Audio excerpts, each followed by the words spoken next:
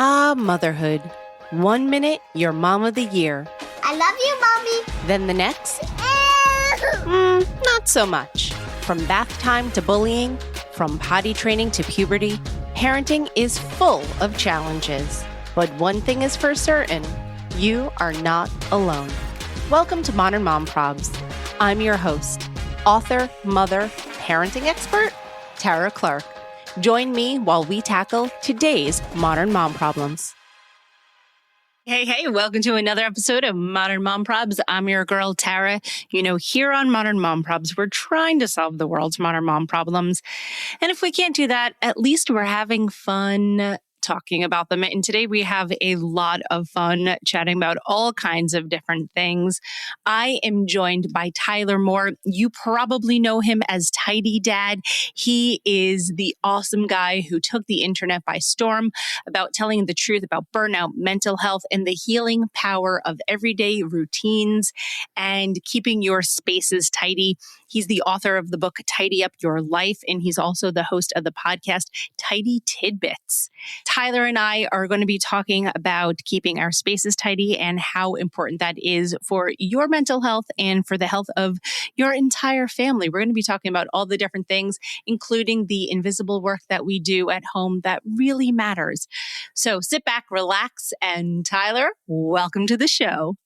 Thanks for having me. I'm so excited to dig into modern mom problems or modern dad problems or modern parenting problems. Parent problems, because we all have. We do. We really do. When I first got started 10 years ago, my account name was actually NYC Mom Probs because I was talking about New York City mom problems, which you don't have mom problems, but you have parenting problems. So I feel like you would have a little bit to say about NYC parenting problems. Yes, that at least the snow is starting to melt. But I'm like, the fact that no one can get around or move and that the weather is just so cold and it's relentless and not giving up. I always joke that January, February, and March, you don't make any rash life decisions. Like, this is not, whenever I have friends who are like, I think I should switch jobs, or I think I might want to move. If it happens in January, February, or March, it is totally just driven by the weather and seasonal affective disorder and the fact that it's just dark and cold. So I'm like, just wait, because in April and May, New York City comes alive again. Yeah. And you're like, oh my goodness, there's less honking. Like, everybody is sitting out at the coffee shops. Like, even the people who are smoking in front of you, walking down the sidewalk, you're just grateful to be out in the sunshine again. So January, February, March, you just buckle up. And don't make any rash life decisions. Oh, that might be, I could end the podcast right now because let me tell you, that's the takeaway. That is the takeaway. I keep telling my mother, like, Mom, it's okay. Everyone's just home in their condos, like watching TV and doing the same thing. Like, it's all right. I feel like she has like FOMO or something. And it's like, everyone's doing the same thing. Don't worry about it. I know. So yes. No, it's very much that. Okay. So now that we're like, we got that out of the way. Lamenting the New York City weather. Tell us a little bit about yourself for folks who aren't familiar with your work.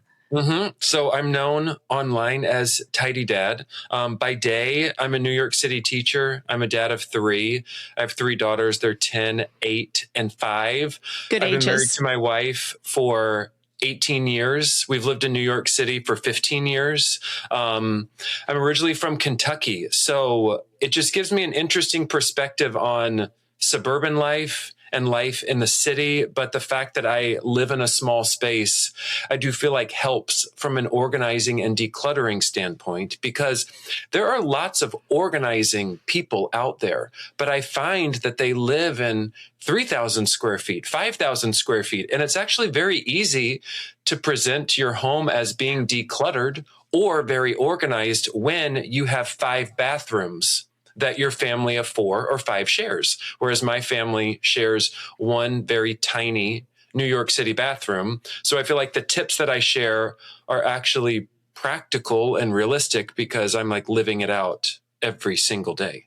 Yeah, you like literally put your money where your mouth is because you're living it. With you and 4 women are are duking it out for the bathroom. How did this come about? How did you even get started talking about this online? So years ago, I always wanted to be a writer. So when I was a kid in fourth grade, I was convinced that I was going to be the person who wrote travel brochures because I thought, how cool is this? There has to be one person who travels around and they just get to write all the travel brochures, which means that they get to go experience all these cool things. So fast forward like 25 years, I have a mental health breakdown. I was a teacher. I transitioned to school administration because when you're a male teacher, after your second year, everyone's like, so when you going to become a principal? So I waited 6 years and then moved into school administration. But that job literally sucked the life out of me. So I had upsized my career. I had upsized our family because we had 2 kids. I had this mental health breakdown and then decided while on leave, because I had to step back for about 3 months from the job. I was like, why don't we switch bedrooms with our daughters? Let's give them the larger bedroom. We'll take the smaller bedroom. And basically, that wasn't the easiest of projects. It sort of imploded things. So I just started documenting online what are the different sort of areas in our house that we were organizing. And selfishly, it was because I was tired of my friends moving out of New York City.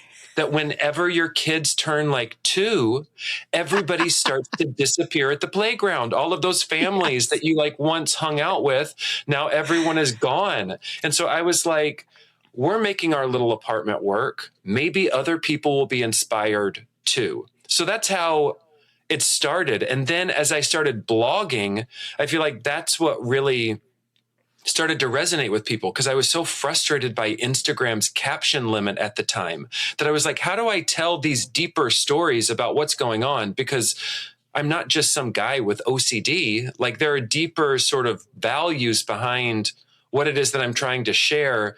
And so that's when the blog started. And I feel like, I don't know, telling people that obviously I get that influencer label sometimes, but telling people that the foundation is in writing, I feel like people just are more endeared to me because it's not just about shopping and clicking all of the links because the influencer culture is so pervasive and toxic. So that's a good way to describe it.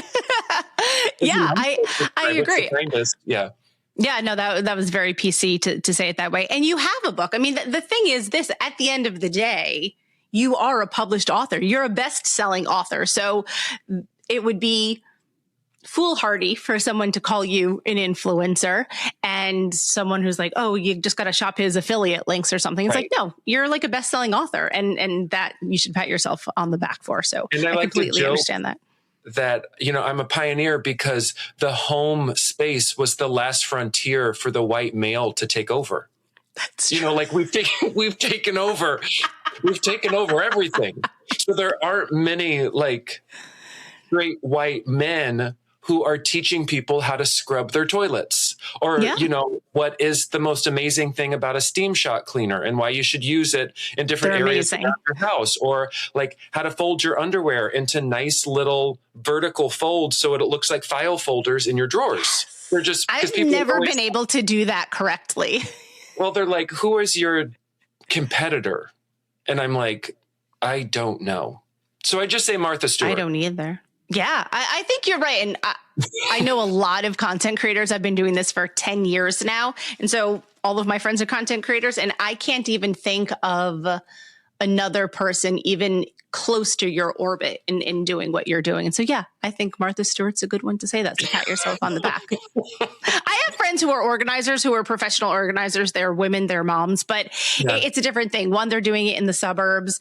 2, you're right. They have, 3,000, 5,000 square feet to deal with. It's totally different when you have 750 square feet to deal with versus all of that. So yeah, I'm with you on that one. We used to live, I was laughing when you were talking about the friends disappearing at the playground because I was like, guilty as charged. 10 years ago, we moved from the Upper East Side to Bergen County, New Jersey, and we have now been in Jersey ever since. And it really didn't necessarily have to do with space per se. We have one son, and there's a couple of reasons why we have one son, but I'm saying biologically, but space had a lot to do with that because we were worried about what would we do if we had a lot of children all living together. Like we weren't sure. So that space played into our family size. But again, other things played into it too. And that's a whole nother episode. You can listen to that episode another day. It is. And it's, for listeners, it's like not to say that that's a bad thing. I feel like people make decisions for whole hosts of different reasons. And I think that if you desire more square footage, I don't think that that's an inherently bad thing. I just think that sometimes people desire square footage and pursue it without necessarily thinking about what the other, I don't want to say trade-offs are. I would call them trade-offs, right? Yeah, are going to be, because does it mean that you have to have a much longer commute? Are you commuting 2 hours each way every day? Does it mean that you have to work more hours? Does it mean that you have to trade off sort of time that you want to spend with your kids or with your family? And so often, the lure of, it's the American dream to live in 3,000 square feet. So often people get that 3,000 square feet without thinking about maintenance and cleaning or heating and cooling or what it means. So many people are house poor even, where they're like, I have this space, but it has had so many other impacts on my life. So I think it's more so what I'm trying to communicate with people is this idea of, can you name what is just enough for you? Because I feel like that's a very sort of tangible definition that you can have that influences these other decisions that you make. And if you want the square footage, that's great. But it's also recognizing that with every decision, there are trade-offs that you're going to have to consider. Yeah, absolutely. I like to liken it to a goldfish in a bowl. In as much as when you have square footage, you then fill it with stuff, right? You buy books and furniture and other crap that you otherwise don't need. And you don't have to, but to a certain extent, you need furniture in your house, right? You don't want walls to be empty or bookshelves to be empty or anything like that. And so people, particularly in the suburbs, will fill their house with stuff because they have that square footage. And anytime that I'm in a place, whether it's down the shore or in the Poconos or something like that, when you're in a different home and it lacks all the stuff that you normally have, it's so freeing. I think it feels so good not to have all of the stuff there all of the time. And, for us, it's worth noting that we bought a cottage in Pennsylvania in the Poconos back in 2019. And so we run it as an Airbnb, which means that we don't have personal things there. We're there all summer long. But I also say that because it is a little bit odd to say that we rent our permanent residence and then we own our part-time residents that we also rent out to people during the school year, but yet it makes sense to me. I don't know if that's a New York thing, but it totally makes sense. It works for us. And, we do sometimes feel the need to sort of like explain or justify to others, but then you'll have people who are like, that's really cool that you've managed to like work out sort of that lifestyle. And I think, again, for this season of life, it works. Is it going to be the same 10 years from now? We don't know. But I think there is something about being able to name what is just enough right now, while obviously planning for the future, but not feeling like you have to keep up with everyone who's at like the same age. Because we constantly have those questions of like, well, what are all of my high school friends doing? What are the people doing that I graduated with in college? Where are they in their careers? What size home do they have? How many cars do they have? But it's like, we all have different wants and desires. And so that idea of just enough just helps to quiet that internal noise. I love that. I'm so with you 100%. How did you arrive with this concept of just enough? I think part of it was when I was completely miserable as a school administrator. I remember thinking, if only I work harder and longer, then they're going to like me more. And when I say that they like me more, when you're a school administrator, someone is always mad at you. Either the kids are mad at you, the teachers are mad at you, or the parents are mad at you. Someone is always frustrated. And I was constantly in this spiral of, let me just work over here. Let me work over here. Let me answer all these emails really late at night. Because if the teachers see that I'm still answering emails at 9 or 10 o'clock at night, then they're going to see, oh, he really cares about me. And I remember I had this moment of like walking home. I became great at being like a secret crier because I could hold it up inside all day long. And then I would just, as soon as I got a few blocks away from school, I would just sob and release. And I was like, none of these people are actually coming home with me. All of these people who I'm trying to please actually don't know what the impact is on my day to day when I don't have energy for my 2-year-old, or my wife and I are yelling at one another because the baby is up again. And I'm like, but I'm the one that, there were so many disagreements. And I was like, why have I so placed on a pedestal what all of these other people think about me? And allow that to inform literally all of my decisions that then impact my family. And so as I thought about what is just enough with our space, as we were like switching bedrooms with the girls, that's when I, sort of consciously came to this decision of, I need to step back and return to teaching. And there's nothing like admitting to others that you're, intentionally taking a demotion in your career that sort of humbles you. And you realize also people were largely supportive of me when I was like, I'm going to return to teaching. I don't know that I had anyone who made fun of me or was like, why in the world would you do that? Or you're making such a horrible decision. Lots of people were like, great. I hope that works out for you. And so often we do things thinking, oh my gosh, what is everyone going to say about us? When actually people don't really care and are largely supportive of you if you have a good reason for wanting to do something. Yeah, no, that is absolutely true. You have a really good group of friends. It sounds like you have a really solid group of friends. And I think that the more you talk to people about the why behind certain decisions, I feel like you find that people are more like-minded than what you may have thought. I think that people don't normally really talk about the reason why they've held on to their car for so long, or why they still have that couch in their living room, and they don't want to rush out to replace it. I think that we all struggle with, where are we going on vacation? How do we want to spend our money? We question, am I spending enough time with my kids? Am I spending too much time on myself? Why am I not doing enough to sort of support everyone? I think that men and women both struggle with these big questions, but the more we talk about it and can be vulnerable with each other, I feel like the better friends we can be and partners we can be and parents we can be. We just have to admit that we don't have it all together all the time. That's the biggest thing. I think so often everyone's just like, oh no, I got this, whether it's at home or whether it's at work. And so everyone's just playing this, I got this game. And then that makes everyone else feel like, oh, well, she's fine.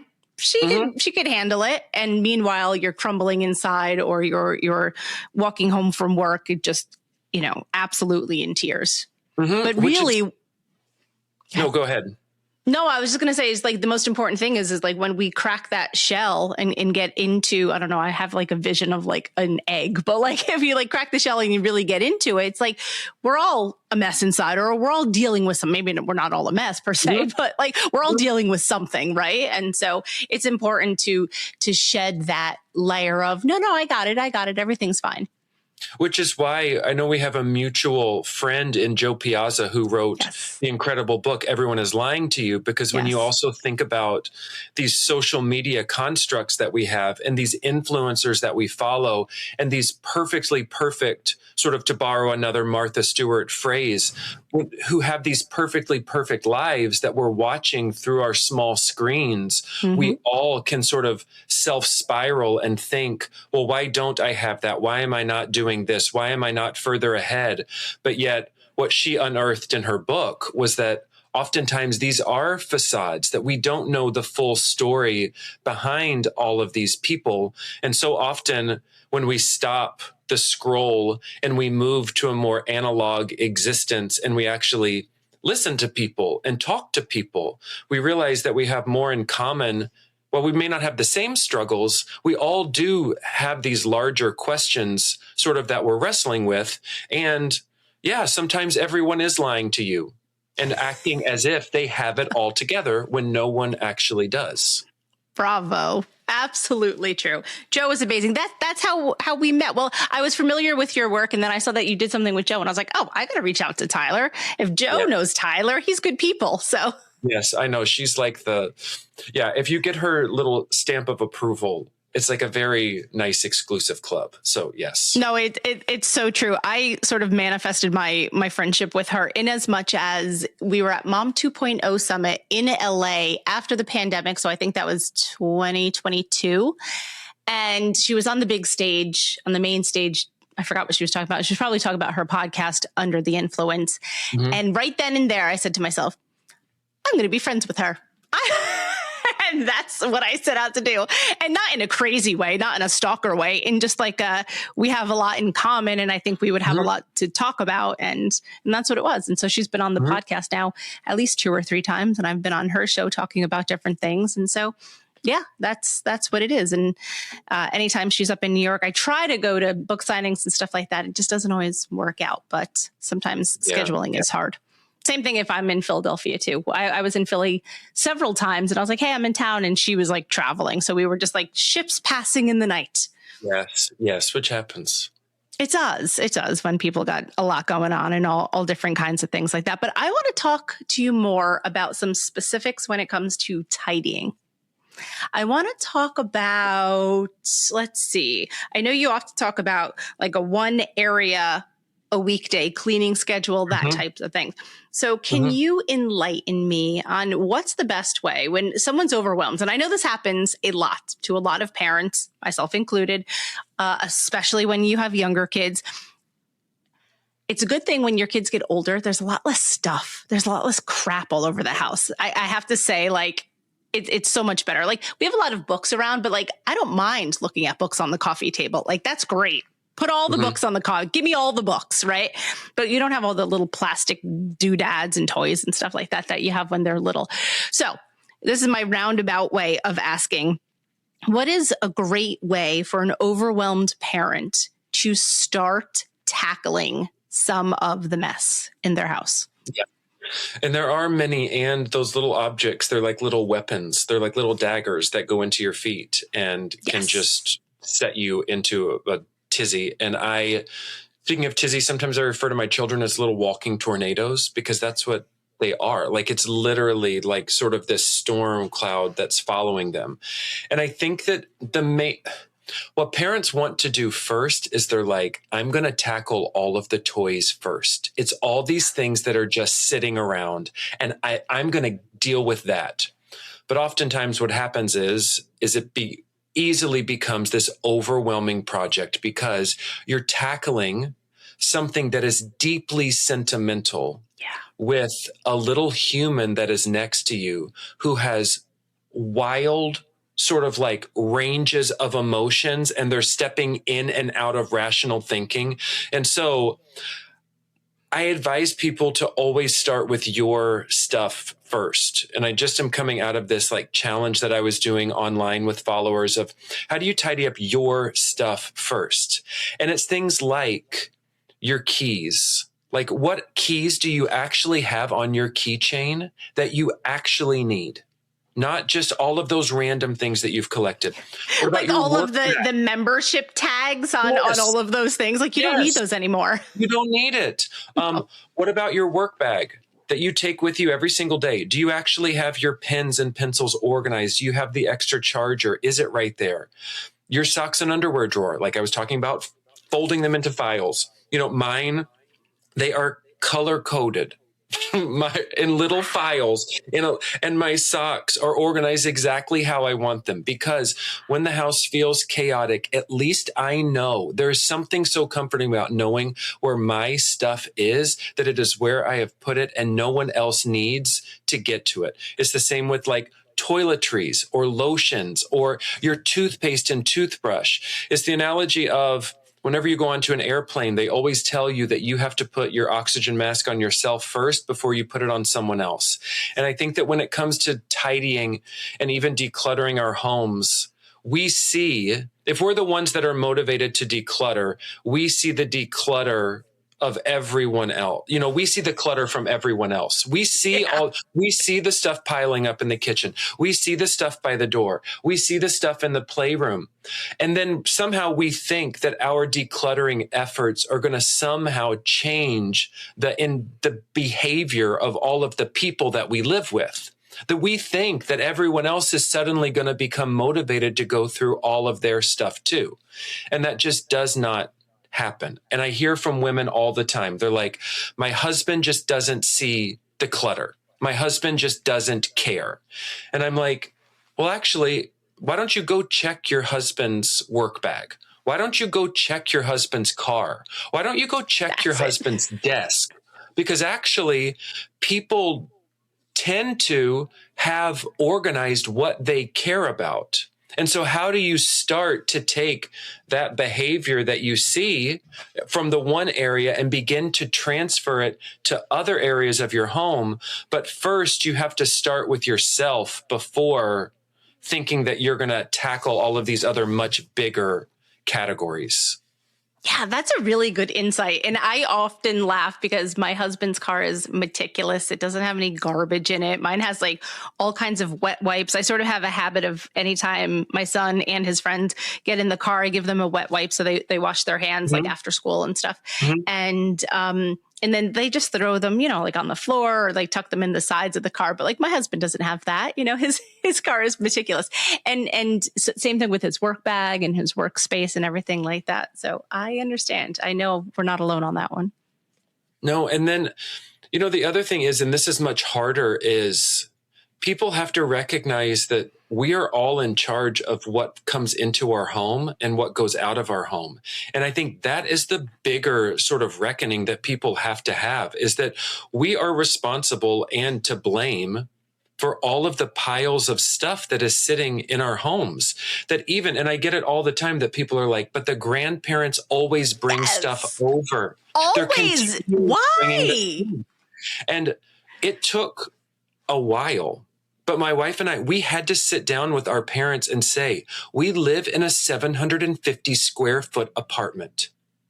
Every single thing that you bring into this apartment, it means that something else has to go because we do not have the space. And it's taken years, but we've gotten them to come around to Zoom memberships and experiences, and they start to get it. But I don't know, our generation, we grew up the late 80s, early 90s, where the culture was, it's going back to that fishbowl analogy, how you showed status in like a suburban middle-class neighborhood was every few years you moved from one house into the next slightly bigger house and then into the next slightly bigger house. Or if you wanted your kids to go to a good school, you were willing to sacrifice whatever it may be to get that bigger home in that neighborhood so that they could go to the school that you wanted them to go to.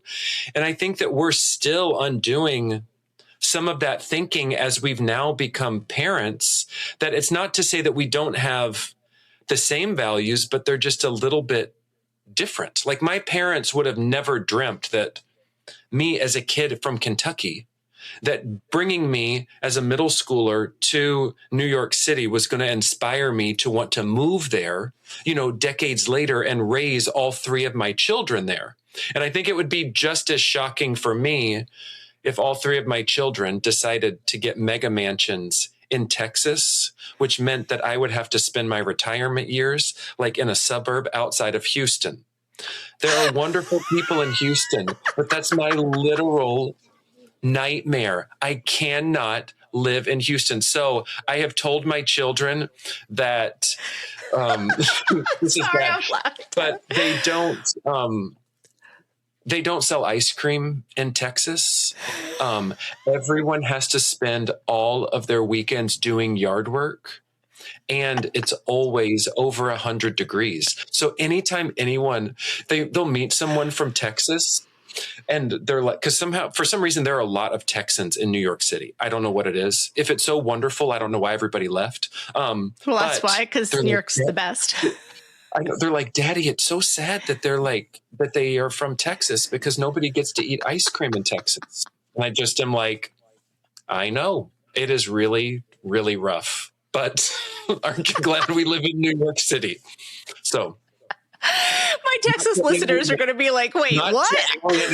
Texas listeners, it is a wonderful state. And if you want a McMansion, my Instagram Explore feed continues to tell me the McMansions that I can get in all of the suburbs of Texas. Yes, because my phone listens to me. And I have trolls and their names are Pam. And I had to block a Pam last fall because I would show my closet and she's like, if you moved to Texas, you wouldn't have to go through your closet so much. I would show the kitchen. If you lived in Texas, like you could actually eat in your kitchen and you wouldn't have to have all those shelves on the wall because you would have enough cabinets. So I was fine with Pam for a long time. I was like, Pam, different, everybody gets to make decisions. I'm kind, I'm nice because I'm tidy dad. You are. You're very respectful. Then I connected the dots because I had to explore a little bit that Pam's only daughter moved to New York City and she just had her first grandbaby. And that daughter and her husband are choosing to raise their grandbaby in New York City. In New York City. So I connected the dots that Grandma Pam from Texas was taking out her aggression and anger and sadness towards her daughter out on me. So I had to block that Pam. I had to you were block collateral damage. I was collateral damage, and I was like, I am done with you, Pam. Yep. I know I could get a bigger closet in Texas, but really you're just sad about your daughter. But I could have given her lots of tips because my parents love coming to New York City and my wife's parents to explore with our kids. It's a great place to raise kids, but Pam is now missing out on all of my tips for what to do. See, now she's not going to know. Anyway. When she has to organize her garage, she's not going to know what to do. She doesn't have to organize her garage because she has a 3-car garage plus an attic and a basement. Don't you know that about Texas? You can just put your stuff wherever you want to because you don't have to worry about it. You're going to appreciate this story. I've only really been to Texas once or twice. And one time it was right after graduating college because my friend Erica, we went to college together at Villanova, which is just outside of Philadelphia. And she got a job in Houston and bought a house at 23 years old. And she was like, come down for the weekend. And so we went down, my friends and I went down and we were like, Erica, you have like a grown-up person's house. Like we had just graduated school. I was living with my mother, and I think my friend Amanda was living at home too. And here we are visiting our friend in Texas who literally had a house. It was like a 3 or 4 bedroom house. And she was a single girl who was 23 years old. We were like, what alternate universe are we in right now? But remember, she can't eat ice cream. It's always 100 degrees and she's always doing yard work on the weekends. So that's why you probably haven't seen her as much as you would like to. You've probably completely disconnected from her because of her life. So that's what it is. Actually, she ended up staying in Texas. She met a guy from Texas, but I was at her wedding. So I have not seen her since her wedding. Okay. Well, and that was a very long time. My son was a baby. So that was probably 12 or 13 years ago. But that was it. Yeah. She had a full grown-up person house at 23 years old. And we were like, what in the world? Wow. It was pretty wild. You're like a hard-hitting journalist because all of the podcasts that I've done, I have never shared that rant on Texas or Pam. So it's all coming out. I'm not going to pat myself on the back, but I'm pretty good at what I do. I'm just playing. I'm totally playing. I'm totally playing. So I'm going to ask you a question, Tyler, that I ask all of my guests. And I really am genuinely curious to see what you're going to say. Are you ready? Okay. Mm-hmm. What do you think is the biggest modern mom problem right now? And we could also edit that to say, what do you think is the biggest modern parenting problem right now? No, so what I continue to run into just a brick wall about is that the modern mom problem is that she is 100% responsible for the home. I think that women are still in 2026 judged and criticized for the state of their home, for the aesthetics of the home when that stranger walks in, when their mother walks in, when their mother-in-law walks in. The number of people who have said to me, "Oh, I'm going to buy your book for my daughter-in-law because I think that my daughter-in-law really needs to get stuff together." And again, I'm nice, I'm kind. I can't say, why don't you give it to your son? I mean, I have in some respects, but I just think the fact that men are still largely given sort of a pass on the aesthetics of a home, and that it now falls on a woman regardless of what her responsibilities are, being it whether she's a stay-at-home mom, whether she works outside of the home, whether there's some sort of hybrid work from home. There's so many different situations that moms and dads find themselves in, but yet that judgment still falls on them. And it's wild because I find myself in these like mental load debates online oftentimes. And there are whole creators, as you know, who are just pointing out the mental load that women carry and are calling out their partners. And while, yes, I think that there's a place for any sort of content that you want to make, I often question, where is all of this pressure coming from? And how do you actually tackle this with the people who have a stake in your home, which is your husband, your partner, the kids, standing up to your mother-in-law and saying, yeah, things look this way right now, but you judging me, what does that actually reflect about your parenting and why your son doesn't seem to think that he has to do it? I could go off on many different things that I would say, but I think that especially in my space that I'm in, because I'll show myself making dinner, like a time lapse on Instagram stories. And the number of women who still say to me, but you worked all day. And I saw you earlier this morning, you made breakfast for your daughters. What is your wife doing? Can we see a day in the life of your wife so that we understand like what she's doing? Because you seem to be doing all the work. What does Emily actually do? And I'm like, can we not move beyond? Like, are you questioning all of the mom influencers out there about what their husbands are doing? Right. Because I seriously doubt it. No. So there you go. Absolutely not. So that's it. That's it in a nutshell. No, I think that's a huge one. I thought that you were going to say social media comparison because 9 times out of 10, I hear that as an answer. I'm starting to hear that less. There was a time where 9 times out of 10 people would say that. And now it's probably more like maybe 5 or 6 out of 10. But I think, it's interesting because I feel like even in the last 6 months, even when I reflect back on how much social media has changed just in me sharing as Tidy Dad, it is wild what now the expectations are of people who share. The fact that people now expect you to have an opinion on every single topic. The fact that you, even now with what we've seen, that if you don't say something about whatever it is that the audience wants you to say something about, that now means that you're either complicit or you support the opinion. And I, with social media from the start, I've had to set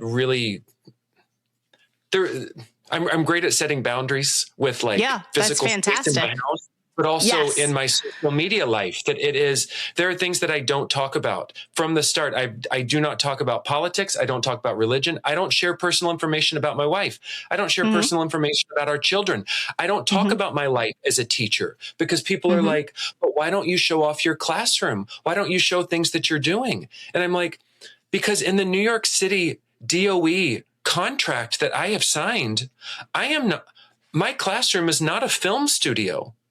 Do I want my children's teachers to be filming and No.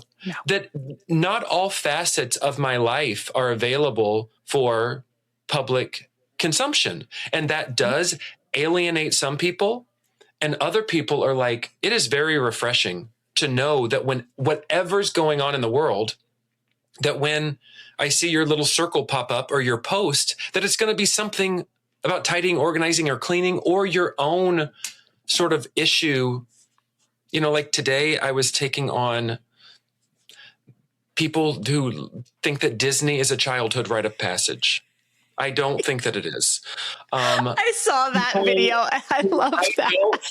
I really don't think that anything good happens to anyone after 9:00 p.m. Like this Also whole night true. out thing.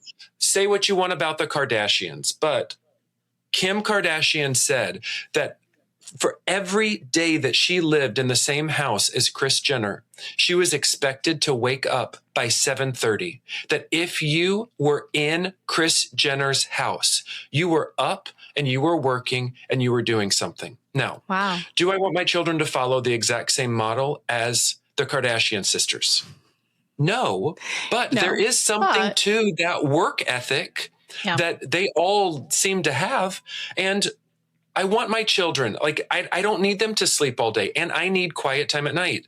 And then the third was about, if my children want like a smart cell phone, then they can pay the bill when they're like, I just don't see the value right now in feeling like I have to give my child every single brand new piece of technology. And then when people were countering with the, well, how are they going to talk to you?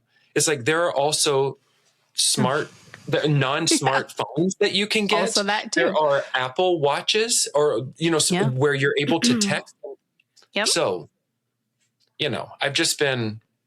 I love those rants. Yeah. Those are the types of controversies that I'm willing to dig into, because I think that underlying it are the deeper values that I'm trying to sort of espouse as Tidy Dad. And these do have an impact on our time, our energy, our resources, and how we want to allocate things. So, yeah. I think that was so refreshing. I agree with you 1,000% on all of that stuff, Tyler. So A++. Just Disney people don't come first. If you want to go for Disney, you enjoy That's your own Disney. prerogative. If Yeah, anything, of course. We are just helping crowds to be less. You are going to be able to get onto that ride a little bit faster because we didn't go. Yeah. There you go. We stayed home, or we were, I don't know, in the Poconos or down the shore or somewhere else. So it's okay. Correct. Tyler Moore, you are just a breath of fresh air. I think you are incredible. Where can everyone buy your book? Where can we listen to the podcast? Where can we find you? Tell me all the things. Yes. So my book is called Tidy Up Your Life. It is available wherever books are sold. If you want to support your local bookstore, just request it and they will get it to you. My podcast is called Tidy Tidbits. So episodes are between 5 to 8 minutes. They're very short. They're very tidy, but you walk away with a little digestible sort of tidbit. And then I'm also on Substack as Tidy Dad and also on Instagram as Tidy Dad. Basically, you Google the word tidy, and under Marie Kondo, there will be that one white man who is trying to make his mark in the world of home organizing. I love Martha Stewart. I'm just trying to skip the whole prison sentence part of her trajectory. Good idea. Yeah. I'm with you on that one. Apart from that, you never know where this may end up. So, and you've had like tons of TV appearances and everything. Yeah. So Good Morning America, the Today Show. I'm just waiting for, I guess, Oprah. I guess she's like the next. She's the next one. She's the next one, but I got to go on with Hoda Kotb on her last week on the Today Show, which was I loved Hoda, which was great. So it has been fun, to just sort of pave the way, but also you never know where your little dream might take you. You just have to keep chugging along and ignoring the haters and the tradwives and the people who just want you to move to Texas. Ignore Pam. Ignore the Pams. It would also throw off my whole brand. Can Tidy Dad really have a 5,000 square foot Texas McMansion? No. He cannot. No, it wrecks the whole thing. And on that note, thank you so much for being here today. Thanks for having me. Thanks for listening to today's episode of Modern Mom Probs. I hope you enjoyed our deep dive in today's problem with me, your host, Tara Clark. Join me next time when I'll be interviewing another great guest and tackling another modern mom problem. If you enjoyed today's episode, please leave us a review and a rating.